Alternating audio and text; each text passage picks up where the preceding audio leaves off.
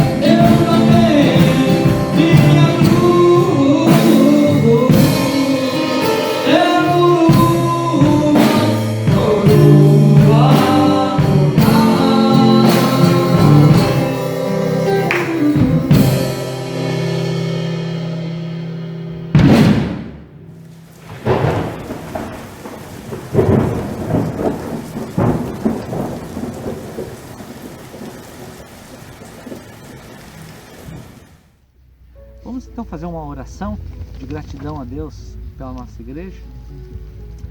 Obrigado, Deus, porque Tu tens estado conosco todos os momentos. Tu não tens nos deixado faltar nada. Desde 118 anos da Igreja Presbiteriana Independente, Tu tens abençoado vidas, Tu tens compartilhado o Evangelho e tens nos dado a graça de estar junto de Ti. Que Tu continue abençoando a nossa vida, que Tu continue dando oportunidade para que o reino de Deus aconteça em nós e através de nós, e que o mundo todo possa Te conhecer, e que nós, como Igreja Presbiteriana Independente, possamos fazer a nossa parte e participar da missão que é Tua. Então, em nome de Jesus, nós nos consagramos aqui a Ti e Te agradecemos pelo privilégio de fazer parte dessa comunidade tão bonita que é a Igreja Presbiteriana Independente. Oramos em nome de Jesus. Amém.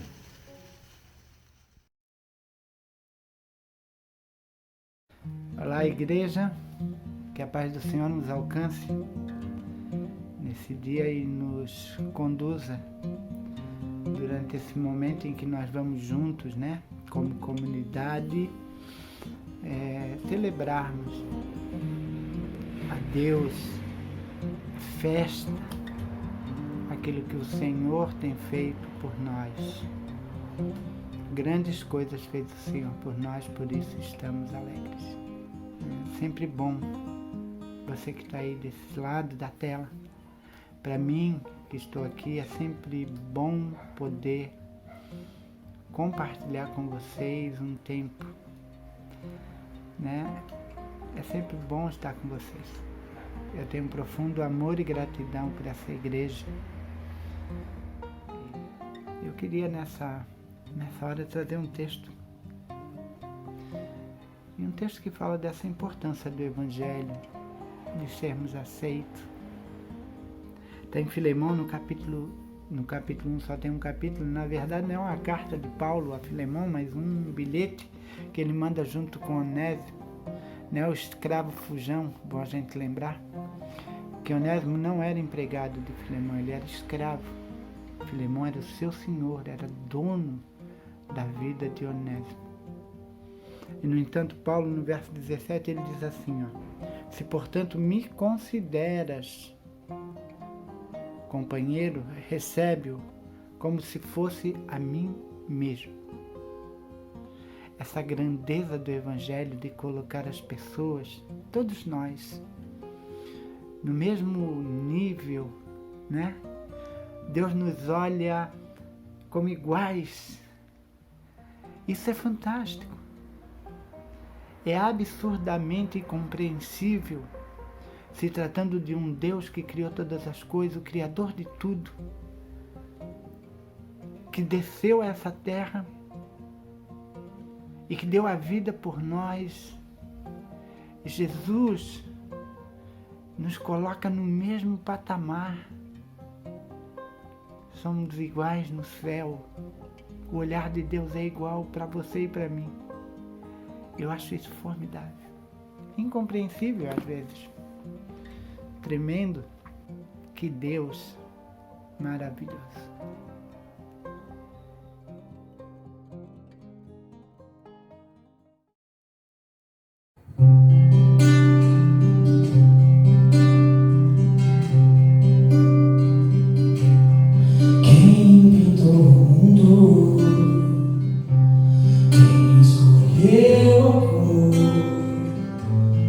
Vejo o sol amarelo, pôs o verde na floresta e o vermelho no mar. Quem pintou o mundo? Quem escolheu os sons? Fez a noite escura, desenhou a clara lua, misturando o que era bom. O maior pintor do mundo está pintando a minha história, e ela não tinha cor. A cruz foi o pincel tocou. O maior pintor do mundo está pintando a minha história.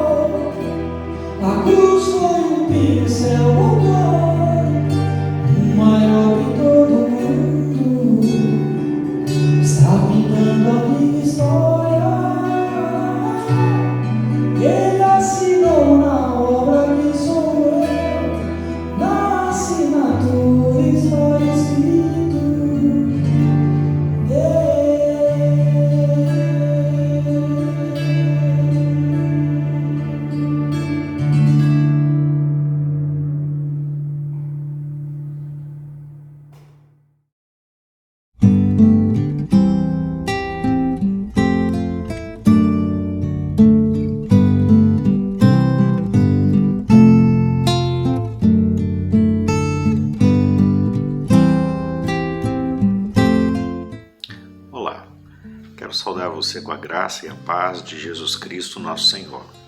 Com alegria, estou aqui com vocês, Pastor Márcio, para a gente meditar juntos na Palavra de Deus.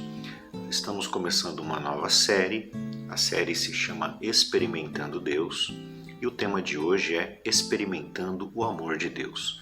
Por isso gostaríamos de fazer juntos a leitura da Palavra de Deus que está no Evangelho segundo Lucas, capítulo de número 7, versos 36 a 50.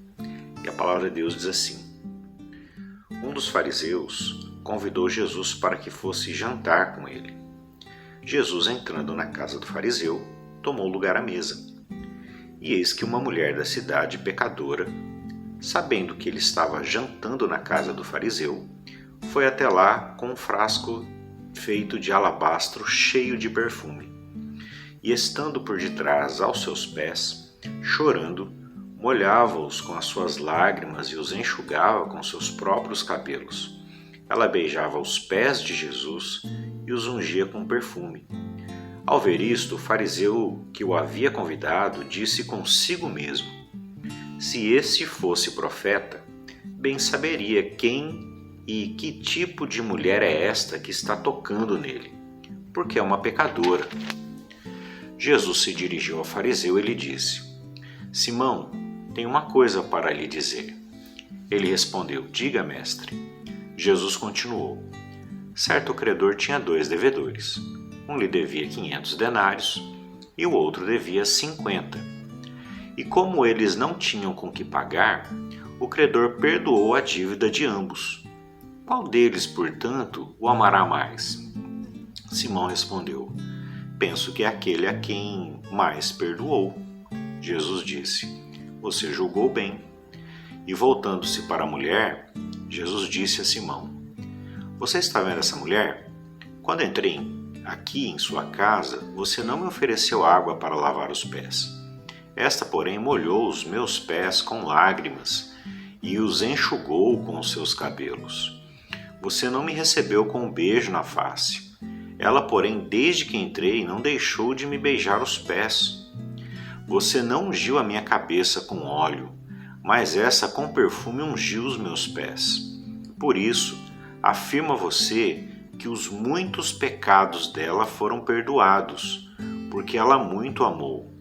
Mas aquele a quem pouco se perdoa, pouco ama. Então Jesus disse à mulher: Os seus pecados estão perdoados. Os que estavam com ele à mesa começaram a dizer entre si: Quem é este que até perdoa pecados? Mas Jesus disse à mulher: A sua fé salvou você. Vá em paz. Senhor, muito obrigado pela tua palavra. Te pedimos que o Senhor a abençoe na nossa mente e no coração e que ela seja vida na nossa vida para a tua glória. E em nome de Jesus. Amém. Esse é um belo texto da palavra de Deus e a gente gostaria de meditar no nosso tema de hoje, experimentando o amor de Deus a partir desse texto. Nosso texto tem 3 grandes personagens, 3 personagens principais: Jesus, o fariseu que o convidou para comer em sua casa e uma mulher pecadora. O texto ele nos apresenta Jesus sendo recebido na casa do fariseu sem muita pompa. O fariseu não tomou inclusive alguns cuidados básicos de etiqueta que deveria ter tomado em relação a Jesus. Por outro lado, a mulher pecadora, ela fez muito mais do que se esperava na etiqueta de boas-vindas na casa de um convidado, até porque ela não era anfitriã. Ela soube que Jesus estava ali e ela procura Jesus, ela chora aos seus pés, seca os seus pés com seus próprios cabelos e derrama um precioso perfume sobre Jesus.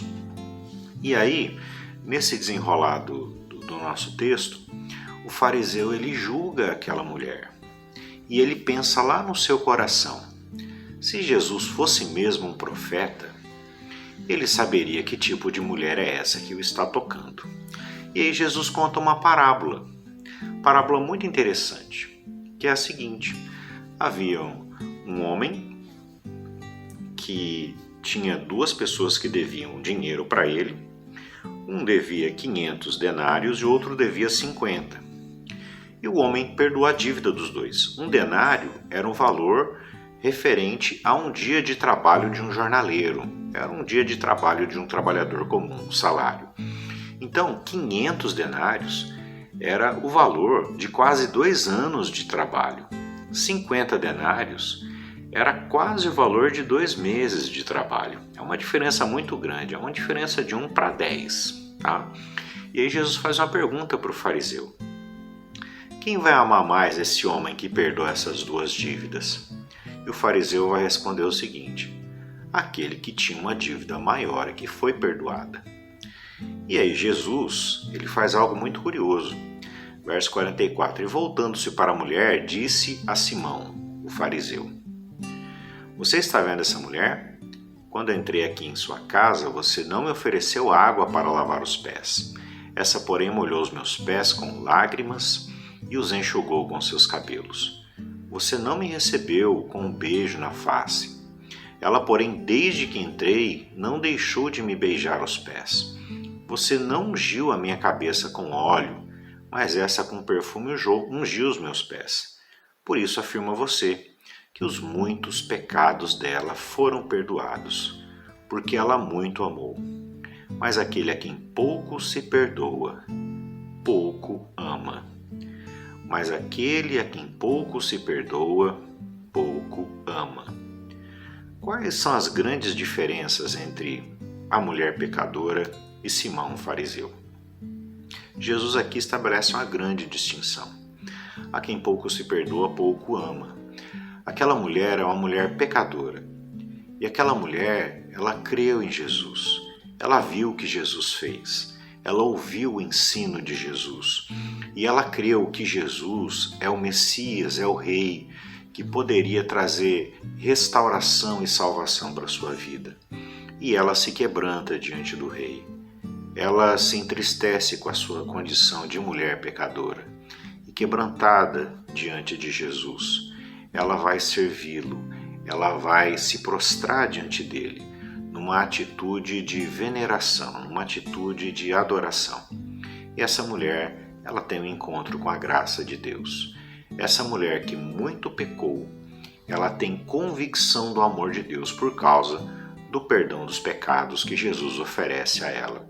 Pelo que muito amou, Jesus declara que esse amor que ela tem por Jesus e essa gratidão são essa evidência do pecado que se manifesta na vida dela. Por outro lado, o fariseu achava que era uma pessoa muito boa, muito justa. Ele achava que tinha méritos diante de Deus. Ele orava, ele meditava na Escritura, ele tinha uma vida moralmente correta, a ponto de se achar ali talvez em pé de igualdade com Jesus, a ponto até de julgar Jesus, achando que Jesus nem devia ser profeta. Afinal de contas, se fosse profeta, saberia que tipo de mulher o estava tocando. Se por um lado nós temos uma mulher pecadora que reconhece em Jesus um Salvador, a gente tem no fariseu um homem que sequer reconhece que Jesus era profeta. E Jesus é profeta, mas Jesus é muito mais do que profeta. Jesus é o único profeta que é a própria mensagem que anuncia. Ele é o Salvador e ele é a salvação. Ele é o Rei e ele é aquele que traz o reino sobre nós. Então, enquanto a mulher estava numa atitude de gratidão a Jesus diante da graça de Deus, o fariseu estava julgando Jesus por causa daqueles critérios falsos que ele avaliava as pessoas. Agora aqui, Jesus ele faz uma afirmação muito importante: aquele a quem pouco se perdoa, pouco ama. E a gente tem que tomar cuidado num erro de interpretação muito comum dessa frase. Um dia, um irmão muito querido da igreja, cresceu na igreja desde pequeno, ele perguntou o seguinte para mim: pastor, eu fico ouvindo esses testemunhos de conversão, né? Pessoas que tiveram a vida muito desgraçada, né? Pessoas que caíram na prostituição, pessoas que foram viciadas em droga, pessoas que fizeram coisas horríveis, né? E parece que cresci a vida inteira na igreja e tenho uma vida de compromisso com Deus, parece que a minha vida é tão pequena, né? Talvez lendo um texto como esse, aquele irmão poderia pensar: é verdade, né? Parece que eu pequei tão pouco, então isso não tem valor diante de Deus. Mas eu queria chamar a tua atenção para o seguinte: aquele a quem muito se perdoa, muito ama. E aquele a quem pouco se perdoa, pouco ama, não diz respeito necessariamente ao quanto você pecou, mas ao quanto você percebeu que é o teu pecado. Porque, por outro lado, a Bíblia também afirma que quanto mais você ouve a palavra de Deus e mais você conhece a Deus, mais você é responsável diante de Deus, porque a quem muito é dado, muito será cobrado. Então a questão não é se você cometeu grandes pecados segundo a avaliação popular. A questão é o quanto você percebe da dureza e da maldade, da crueldade do seu pecado. Mesmo que você seja uma pessoa moralmente correta, Porque no nosso texto, o pior pecador apresentado no nosso texto é aquele que não tem consciência da grandeza do seu pecado. O fariseu nem tinha consciência que estava julgando o rei e o salvador de maneira incorreta, de maneira covarde e de maneira infeliz. Esse pecado é muito pior. Então, a quem pouco se perdoa, pouco ama, não é simplesmente uma afirmação de que quem peca mais é mais amado por Deus por ser mais perdoado. Não é isso.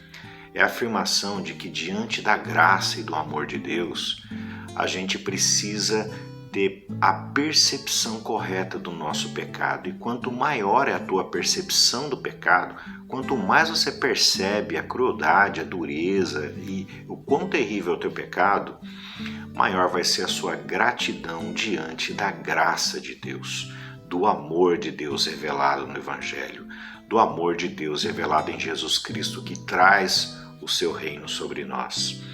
E como a gente vê no profeta Isaías, no capítulo 6, o Isaías, quando vê a glória de Deus, quando ele experimenta essa presença gloriosa de Deus na sua visão que ele tem do templo, ele não vê apenas a glória de Deus, ele se enxerga. E se enxergando, ele diz, apesar de ser profeta, ai de mim, estou perdido, pois sou um homem de lábios impuros, habito no meio de um povo de lábios impuros, e os meus olhos viram o Rei, o Senhor dos Exércitos. O Isaías, na verdade, não cometeu grandes pecados. O que o Isaías teve foi uma experiência da presença de Deus. Ele contemplou a beleza da glória do Senhor. E é essa glória que revela não apenas quem é Deus, mas quem dá ao Isaías essa percepção, essa clareza de enxergar o próprio pecado. Você precisa da graça de Deus para se enxergar. Quando você vai se arrumar, você precisa de algo que é fora de você para se enxergar.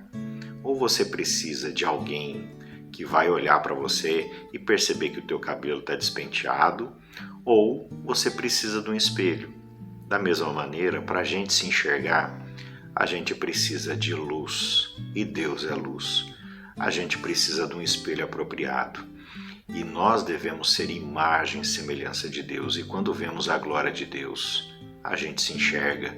Que Deus te abençoe para que você perceba, que você experimente essa presença de Deus, para que você viva nessa presença, para que você tenha não apenas a convicção do pecado, mas para que você tenha igualmente a percepção da graça, porque essa é outra diferença do fariseu e da mulher pecadora. Enquanto o fariseu julgava as pessoas pela lei e pelo mérito próprio, aquela mulher pecadora, vendo a glória de Deus na pessoa de Jesus, ela não julgava ninguém, ela enxerga o próprio pecado, se rende a Deus e a sua graça, e ela vai encontrar amor e perdão que a conduzem a uma vida de adoração e de serviço. Mas o nosso texto não terminou. No verso 49 é dito o seguinte: os que estavam com ele à mesa começaram a dizer entre si: quem é este que até perdoa pecados? Quem é este que até perdoa pecados? A palavra de Jesus traz um grande susto ali na plateia, porque o perdão dos pecados tem duas realidades muito importantes que são claras no Antigo Testamento e no Novo também. Em primeiro lugar, perdoar pecados é algo que é atribuição no Antigo Testamento de Deus. Deus é que perdoa pecados. Em segundo lugar, o perdão dos pecados no Antigo Testamento está ligado ao templo, está ligado aos sacrifícios do templo, ao sacerdócio e à realidade do templo, inclusive do Santo dos Santos e da Arca da Aliança. E aqui, a pergunta que as pessoas fizeram, quem é este que até perdoa pecados, é muito importante que a gente possa entender. Este é o Filho de Deus. Este é Jesus Cristo. Este é o Verbo por meio de quem tudo que existe foi criado. Este é Deus que vem ao nosso encontro. No Evangelho segundo Marcos, capítulo 1, o Marcos ele vai fazer uma citação de Isaías, de que o mensageiro iria preparar o caminho do Senhor.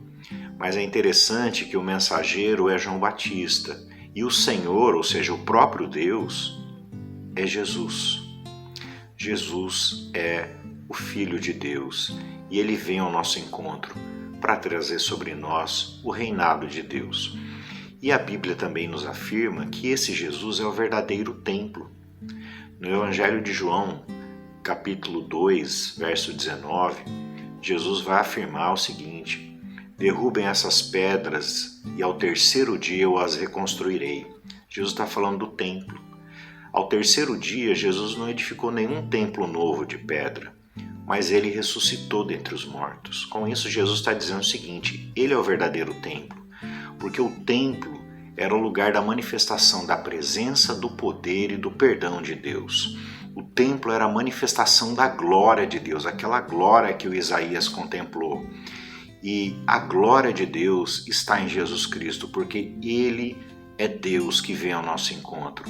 Ele, o Deus encarnado, é o verdadeiro templo. Jesus é a conexão do céu e da terra.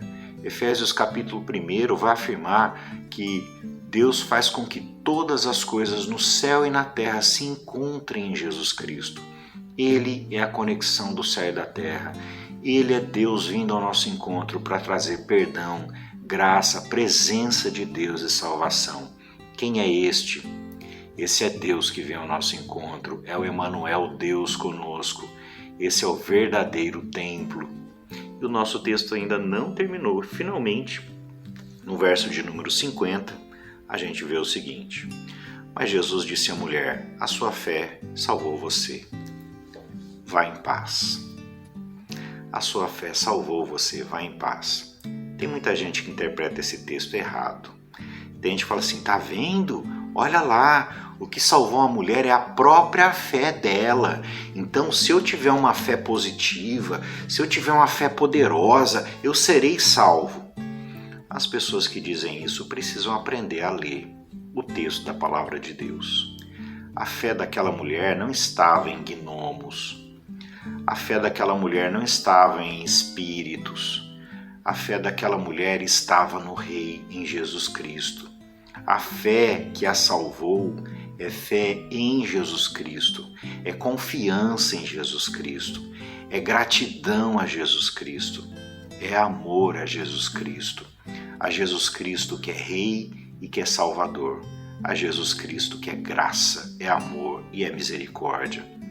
A tua fé te salvou, não é qualquer fé, não é fé na fé, é fé em Jesus. Eu gosto muito de uma história. Um homem estava com uma doença muito grave, procurou vários médicos e ele estava desenganado. Até que um amigo dele disse o seguinte, olha, eu conheço um médico que pode resolver o seu problema. E aquele homem já desanimado, ele resolveu procurar esse médico. Não tinha mais nada para fazer, estava desesperado, já estava achando que ia morrer mesmo. Falou, não me custa nada procurar esse médico. Ele foi consultar com esse novo médico e o médico disse o seguinte, o teu caso tem solução, a gente vai fazer cirurgia e você vai ficar bem. E aquele homem não confiou no médico, mas ele pensou, o que eu vou fazer? Não tenho outra opção, então eu vou pagar para ver. E resolveu se entregar aos cuidados daquele médico. O médico fez a cirurgia, fez um trabalho excepcional e a vida daquele homem foi curada. Moral da história, aquele homem não foi curado porque a fé dele era muito forte, vigorosa e poderosa no médico, mas a fé dele foi salvadora porque a pequena fé que ele tinha, precária e cheia de problema, foi depositada no médico correto. A tua fé te salvou, disse Jesus. Você não precisa ser uma pessoa com uma fé vigorosa e extraordinária. Que Deus abençoe para que a tua fé cresça e se desenvolva. Mas o mais importante é depositar a sua fé, mesmo que precária, mesmo que capenga, na pessoa certa. E a pessoa certa é Jesus Cristo. E a fé nele é a única fé que vai nos trazer salvação. A fé em Jesus Cristo vai trazer convicção da glória de Deus, convicção do nosso pecado e ao mesmo tempo concepção da graça. O salvo é alguém que tem essa dupla convicção sempre crescendo na sua vida.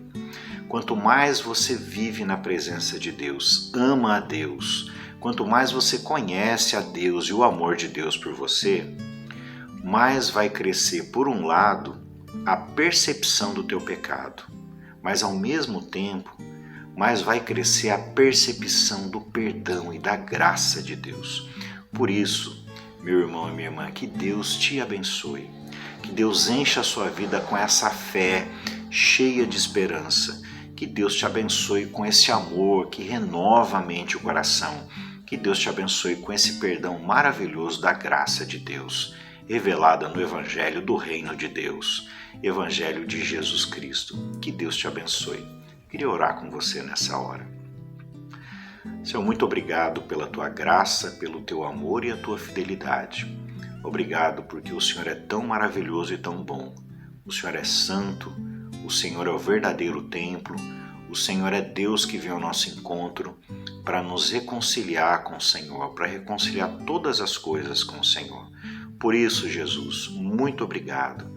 A Ti seja dada toda a honra, toda a glória e todo louvor. Obrigado porque o Senhor nos ama. Apesar do Senhor ser perfeito e a gente ser tão imperfeito, o Senhor nos ama e o Senhor continua fiel mesmo quando nós não somos perfeitamente fiéis.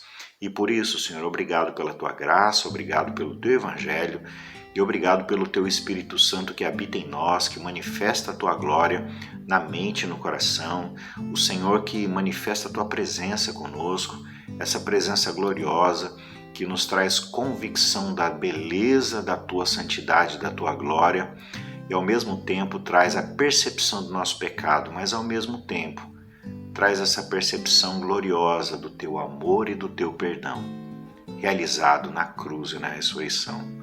Muito obrigado, Senhor Jesus. Nos abençoa cada dia para que a gente viva no Teu amor e a gente possa ter sempre essa convicção do perdão que vem da Tua graça e do Teu Evangelho.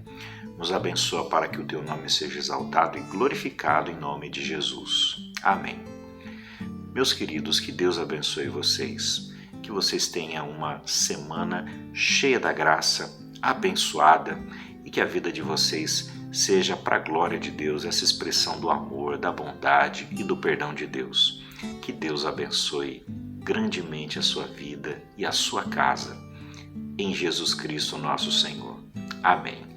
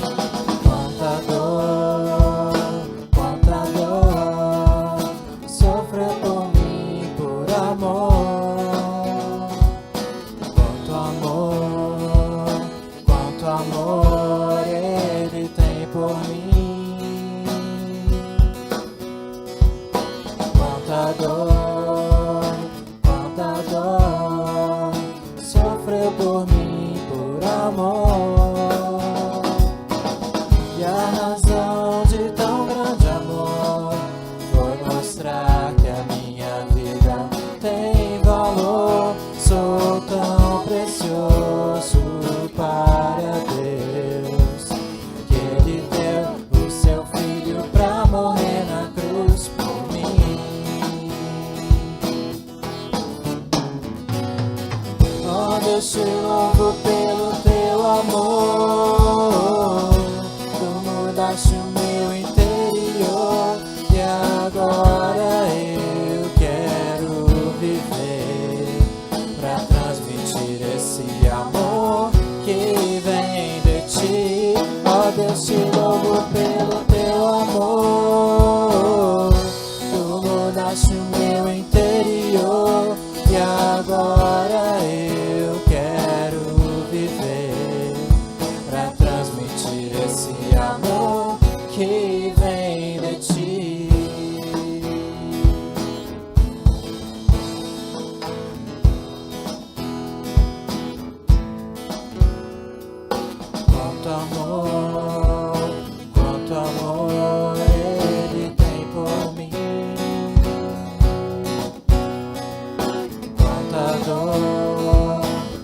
toda dor, sofreu por mim por amor. E a razão de tão grande amor foi mostrar que a minha vida tem valor. Sou tão precioso para Deus. Ele deu o seu filho pra morrer na cruz por mim.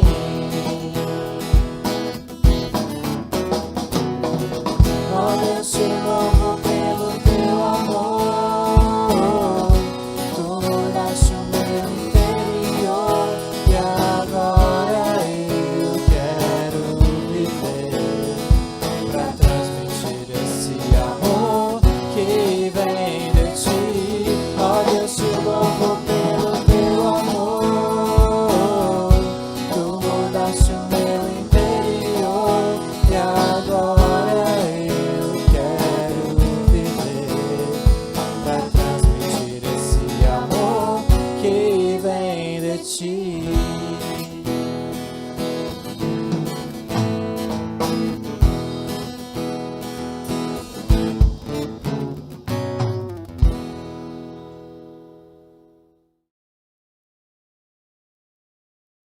Estamos finalizando mais um culto. Que Deus possa abençoar a nossa vida. Eu gostaria de orar por você agora e conduzir a nossa vida também diante de Deus, diante de todas as situações pelas quais você está passando, pelas quais todos nós temos passado, que nós possamos colocar diante de Deus e colocar nossa confiança nele. Te convido a orar agora comigo. Vamos orar? Senhor Deus, querido Pai, em nome de Jesus, eu coloco a nossa vida diante de Ti. Queremos dizer que confiamos em Ti, confiamos no Teu amor, confiamos na Tua graça, confiamos que Tu tens nos acompanhado em todo o tempo da nossa vida. Então nós descansamos naquilo que Tu faz por nós. Que Tu possa, Senhor, nos dirigir nas situações difíceis e que possa se alegrar conosco nos bons momentos que temos passado junto daqueles que amamos e junto de todos os sonhos que temos concretizados. Por isso, Deus, em nome de Jesus, agradecemos por estar conosco. Pedimos, Senhor, toma conta da nossa vida e nos dirija em nome de Jesus. É minha oração, hoje e sempre. Amém. Vamos invocar a bênção de Deus. Que o Senhor te abençoe e te guarde. Que o Senhor faça resplandecer o seu rosto sobre ti. Tenha misericórdia de ti e te dê a paz. Que a graça do nosso Senhor e Salvador Jesus Cristo, o amor infinito de Deus o Pai e as consolações do Espírito Santo estejam sobre a tua vida e sobre ela permaneçam hoje e sempre. Amém.